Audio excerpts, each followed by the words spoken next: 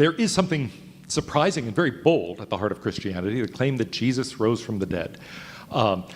Say more about that. Suppose somebody says, look, give me a break. That doesn't happen. I gather at one recent debate on this, someone brought in a nurse who had said, listen, you've been in hospitals, you've seen people die. Have they ever come back? And so on.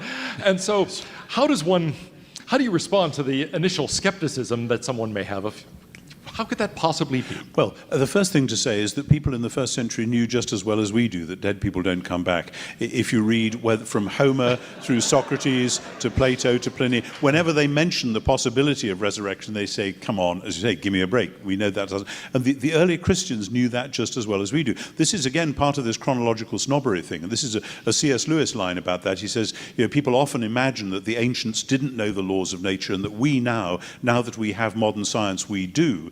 And he said, apropos the virgin birth, the reason that Joseph was worried about Mary's pregnancy was not because he didn't know where babies came from, but because he did. And the same with the resurrection. The disciples were not going around saying, oh, well, isn't that interesting? So people sometimes come back from the dead. No, this was not one instance of what now appeared to be a new possible general rule or something. Far from it. Rather, and this is a place where people often get confused. As people say, oh, well, the Jews believed in resurrection, so when Jesus died, they naturally thought he'd come back. Well, no, some Jews, most Jews of the time, did believe in resurrection, but resurrection, they believed, was something that God would do for all his people at the end of time. Nobody ever imagined it would happen for one person in the middle. And you can test this because we know 100 years either side of Jesus, we know of several Jewish resistance movements, messianic movements, rebel movements. Routinely they ended with the death of the founder, and we have in the histories of Josephus and so on accounts of what happened next. If the man you followed, who you believe is the king, the new leader, the one God has sent, etc., if he gets killed, you have a choice. Either you give up the movement or you get yourself another leader. And we've got evidence of movements that do one or other of those things. In no case do we have people going around saying, actually, I think he's been raised from the dead. Because, they were more hard-headed than that. Life is real, we've got to get on with it. And in particular, the idea of choosing another leader, the leader of the church in Jerusalem throughout the next generation was James, who was Jesus' own brother. Now, it's very interesting because he was a great leader, a great teacher, a wonderful man of prayer, etc.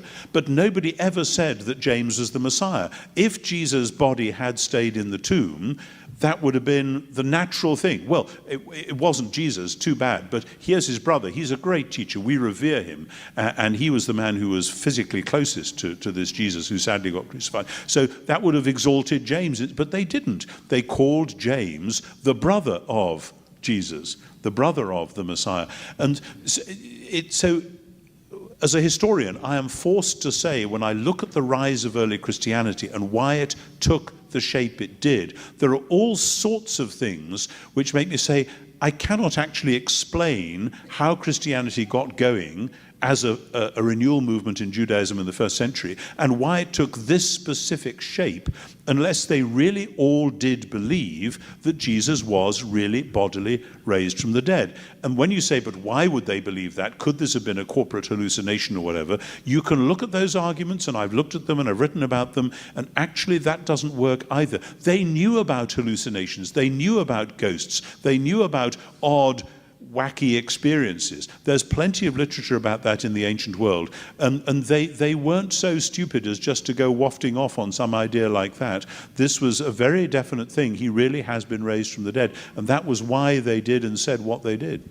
I think one of the most remarkable passages is 1 Corinthians 15, when Paul says, look, a lot of the people here have actually witnessed these events. Yeah. There are more than 500 people who witnessed Jesus after his supposed death, and so go talk to them. Some of them have died, but look, a lot of people have, and this was close enough in time that you could still find these people. Absolutely, absolutely. The passage there in Paul's letters, written probably in 52-3 AD, so roughly 20 years after Jesus' death and resurrection, and Paul is saying, as you say, more than 500, and most of them are still around. And the implication is, go and ask them. But there's another fascinating thing in that same passage, which is kind of interesting negative evidence, because what he's doing there is quoting an official church tradition, which goes like this, that the Messiah died for our sins in accordance with the Scriptures, that he was buried, he was raised from the third day according to the Scriptures, and was seen by. And then there's a list of people that he was seen by. And he was seen by Peter, by James, by all the apostles, by 500 at once, and last of all, Paul says, by me. And anyone who knows the early Christian stories, Matthew, Mark, Luke, and John, will say, something's odd about this, because in Matthew, Mark, and Luke, and John, the first people to see the risen Jesus are the women. Now, what's happened is that in the official church tradition, already the women have been airbrushed out of the account, because the early church will have known that women were not regarded as credible witnesses in a law court. And already we have early evidence that people were sneering and saying, this is just a few hysterical women in the half-light of an early morning. You're not going to believe that, are you? And so already by the early 50s, the official tradition has lost sight of them. But in all four Gospels, and they're quite separate accounts, they're not verbally that similar, even when they're talking about the same thing, the women are front and center. And this is the point that I'm making. You would never, ever, ever have made that up. You know, either these stories go right back to the beginning, or they are complete crazy fantasies by people later on who are deliberately shooting themselves in the foot in terms of the credibility of the argument. So that 1 Corinthians 15 is important, but it's important partly as a sort of negative witness, throwing into relief the extraordinary fact that we have these four separate accounts in which the women are the first to see him.